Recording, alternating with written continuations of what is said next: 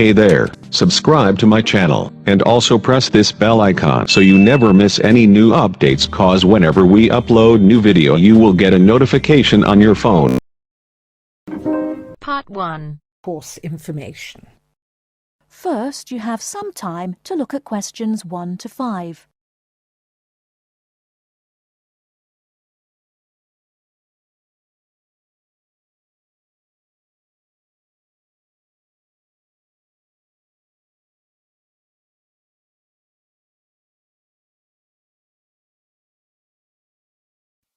Hello, I wonder if you could help me. I am interested in enrolling in your MBA program. Could you give me some information, please? Yes, of course. I'll take a few details first of all, and I'll give you a copy of our prospectus. Oh, that's okay. I already have one here. I've been researching the MBA courses in the local area, so I already have lots of course information. That's great. Okay, so first of all, can you tell me your name, please? Yes, of course. It's Anne Horbury. Horbury, is that H-A-W-B-E-R-R-Y? Yes, that's right. Okay, and what's your date of birth, Ms. Horbury? The 22nd of May, 1981. That's great. And you were born in the UK? Yes, I was. All right, can you give me some contact details, please? Sure. My address is 26 Simon Place in Brighton, and my telephone number is 01903 714 721. Sorry, can you tell me your contact number once again? Yes, it's 01903 714 721. Okay, great. And do you have a mobile phone number? No, I don't. Is it important? No, that's okay. I'll just write it on your form, no mobile phone. Now, just a few additional questions. Before you hear the rest of the conversation, you have some time to look at questions 6 to 10.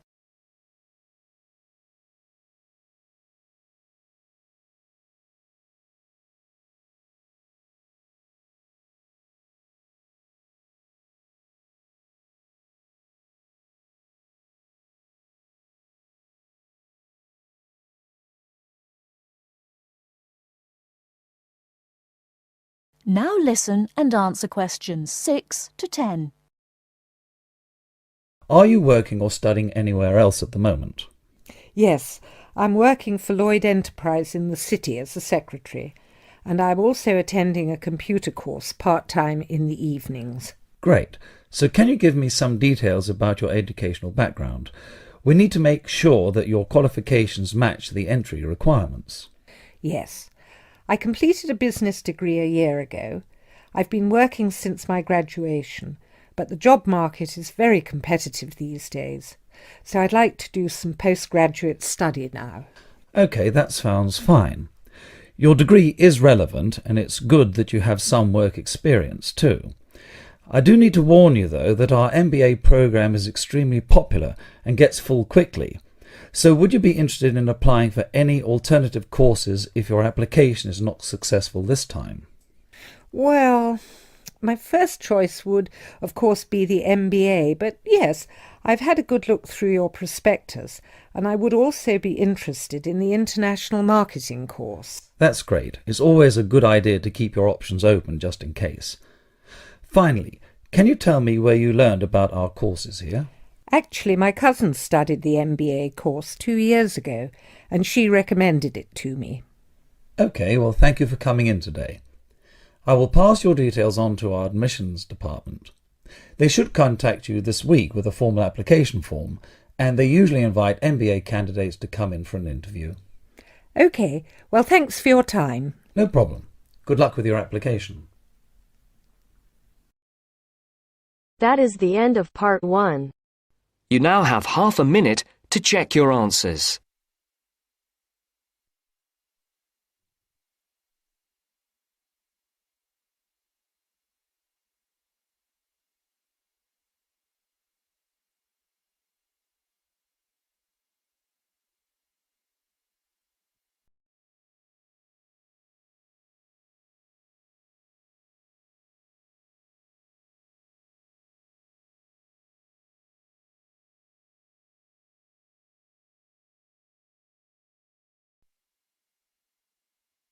Now turns to Part 2.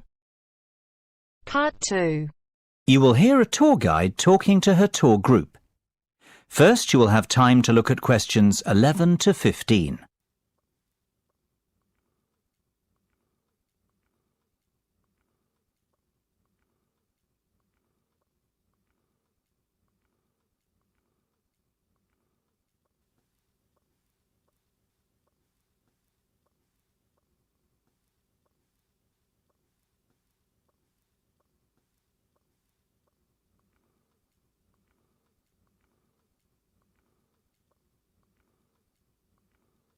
Now listen carefully and answer questions 11 to 15.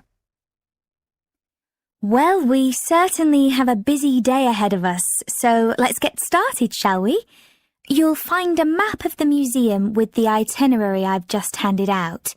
The museum's our first port of call, so let's have a look at the map now. The door on the right of the entrance hall leads into the gift shop and ticket centre. Once we pick up our entrance tickets, I'd ask everyone to deposit their bags and coats in the cloakroom, which is located towards the back of the gift shop and ticket centre. If you want to pick up an information leaflet, you can approach the information desk situated along the right-hand side. Now, once you come back into the entrance hall, the door on the opposite side to the gift shop leads into the art gallery. There is a special exhibition on there at the moment which is not to be missed. If you continue on up the entrance hallway, that leads into the main exhibition centre. At the back left-hand side, there are some toilets. Beside the toilets, you'll find the 3D theatre. I strongly recommend that you make time for the 30-minute presentation in the theatre. It is well worth a viewing. Running along the right-hand side of the main exhibition centre is the Modern Art Studio. Here, not only can you view some of the most famous works of the 20th century, but you can also sit in on a workshop run by a local artist. So, that's the Art Museum. Before you hear the rest of the discussion, you have some time to look at questions 16 to 20.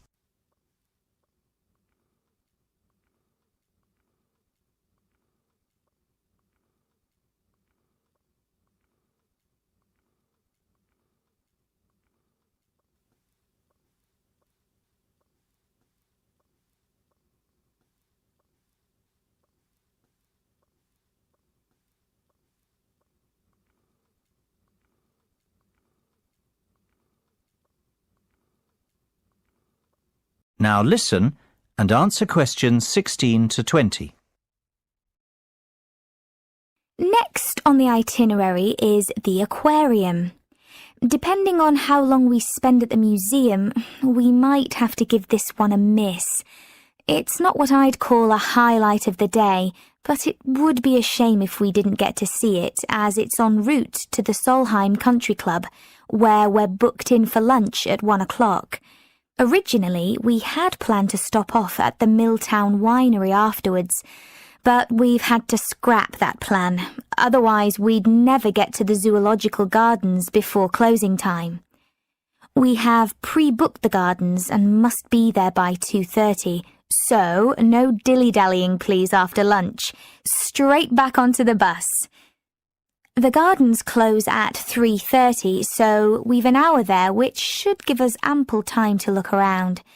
Time allowing, we'll stop off at the famous Stout Brewery after that, if traffic isn't too heavy, and we're in Lincoln before 5. If not, we'll head straight for the National Concert Hall, where you're in for a real treat of an evening, with a performance from the world-renowned cellist, Andrei Borovsky. We have to be in our seats by 6:30 sharp. After that, it's back to the hotel for the night, where a buffet meal will be waiting for us at 8:30, or whenever we get back. That is the end of Part 2. You now have half a minute to check your answers.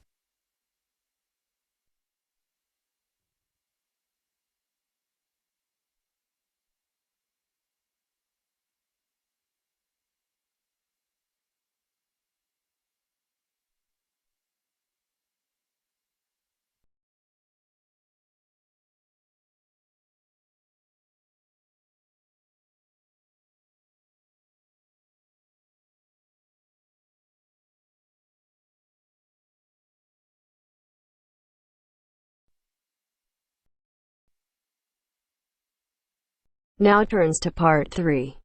Part 3.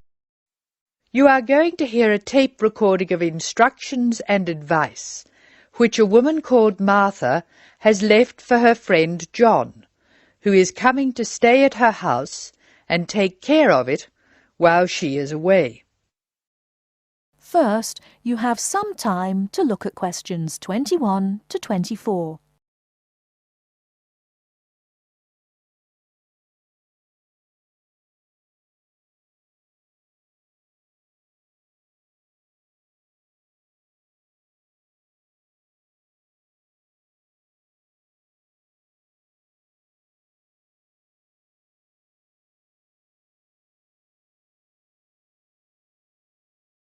Now, listen carefully and answer questions 21 to 24.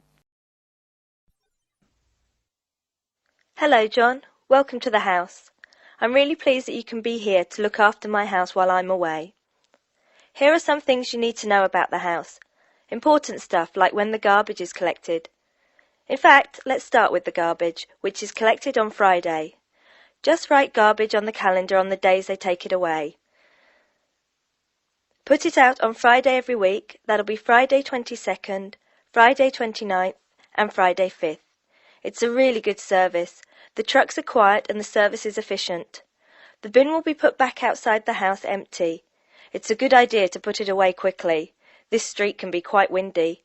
I once watched my next door neighbour chase her bin the whole length of the street. Every time she nearly caught up with it, it got away again. The waste paper will be collected this Tuesday. That's Tuesday 19th. There's a plastic box full of paper in the front room. Please put it out on Tuesday. The truck will come during the day. If you don't mind collecting old newspapers and other paper and putting them in the box, I'll put it out when I come home. The paper people only come monthly. I have some things to give to charity in a box in the front room. Would you put it out on Monday the 25th, please? It's a box of old clothes and some bed linen which I've collected, plus a few other bits and pieces. Be careful when you pick it up, because it's heavier than you might expect. The charity truck will come by during the day on the last Monday of the month. If you want to use the library, you'll find it on Darling Street. I've left my borrower's card near the telephone. It has a very good local reference section if you want to find out more about this city. I'm sorry to say we don't have a cleaner. Oh yes, filters. Please would you change the filters on the washing machine on the last day of the month, which is Sunday the 31st. We find that the machine works much better if we change the filters regularly. The gas company reads the meter outside the house, so don't worry about that. I think that's all the information about our calendar of events.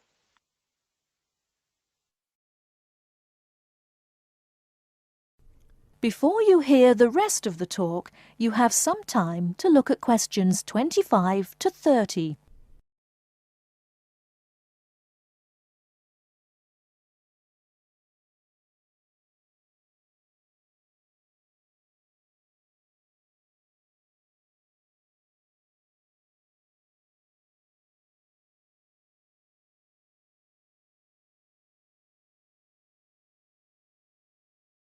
Now listen and answer questions 25 to 30. Well, John, I'm trying to think what else I should be telling you. As you know, I'm going to a conference in London. I hope to have a little time to look around. It's a great city. I do hope I manage to get to at least some of the theatres and museums. I'm looking forward to all the things I have to do at the conference too. I'm giving a paper on Tuesday the 26th, and there are a couple of really exciting events planned later in the conference programme. I hope to meet up with an old teacher of mine at the conference. She taught English literature at my old high school, and we've kept in touch through letters over the years. She teaches now at the University of Durham, and I'm really looking forward to seeing her again. By the way, I expect you're hungry after your trip. I've left a meal in the refrigerator for you. I hope you like cheese and onion pie. Would you do me a favour, please? I haven't had time to cancel an appointment. It was made a long time ago, and I forgot about it until this morning. It's with my dentist for a check-up on Thursday the 28th. Could you please call the dentist on 816-2525 and cancel the appointment for me? Thanks a lot, John. One last thing. When you leave the house, make sure the windows and doors are shut and set the burglar alarm. The alarm code number is 9120, enter. Have fun, I'll see you when I get back. This is your friend Martha saying goodbye. That is the end of part 3. You now have half a minute to check your answers.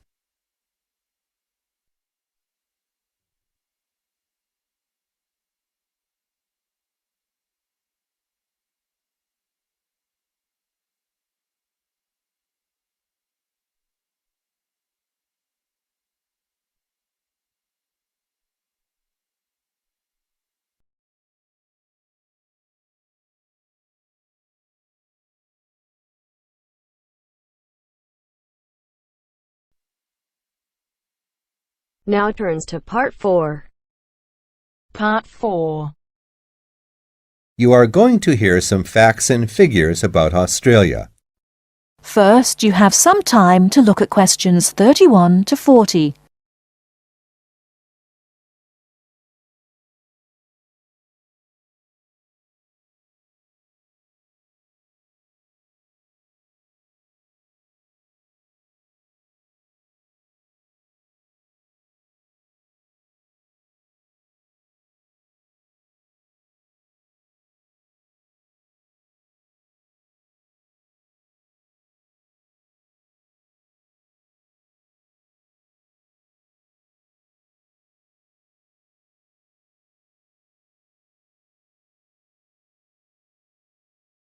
Now listen carefully and answer questions 31 to 40. Now I should tell you that the country of Australia is made up of 6 states and 2 territories. These are the Australian Capital Territory, New South Wales, the Northern Territory, Queensland, South Australia, Tasmania, Victoria, and Western Australia.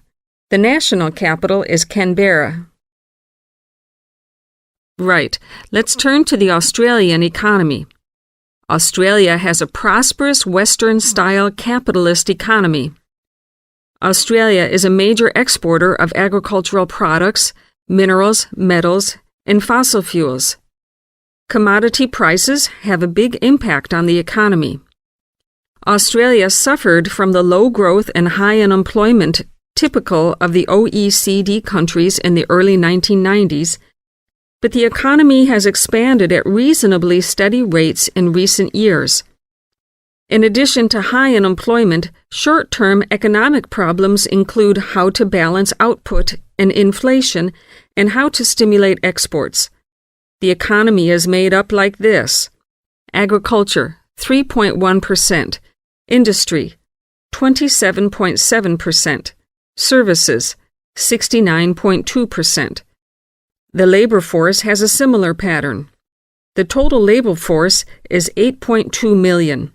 34% work in finance and services, 23% work in public and community services, 20% work in the wholesale and retail trade, 17% work in manufacturing and industry, and 6% work in agriculture. What are the chief industries of Australia? They are mining, industrial, and transport equipment, food processing, chemicals, and steel. What are Australia's main agricultural products? They are wheat, barley, sugarcane, fruit, cattle, sheep, and poultry. And who do we sell our products to? At present, our chief export market is Japan, which takes 24% of our exports.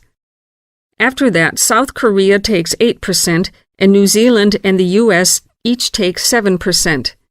In years to come, however, we expect China to become a significant trade partner. China already supplies 5% of Australia's imports. This is the same amount as New Zealand.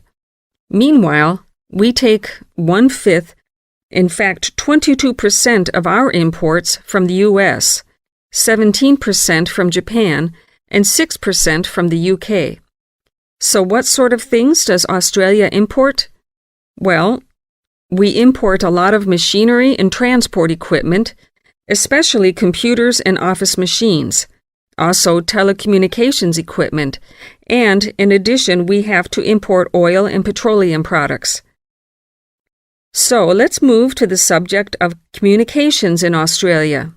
We have an estimated 8.7 million telephones and 9.2 million televisions. There are some 134 television broadcast stations and 325 radio stations. The related subject of transport is naturally very important in such a big country as Australia. Let's look at highways first. There are two kinds of highways, paved and unpaved. Paved highways are regular roads with a permanent surface. But actually, we have more unpaved highways, around 60%, than paved, when all the country roads are included. In addition, Australia has a railway network of over 38,000 kilometers. But you'll probably find it hard to believe how many airports we've got. 10? 20? 50? No, the total is 443. Of course, this includes many short runways on farms and in the outback. There are only 9 airports with runways of more than 3,000 meters.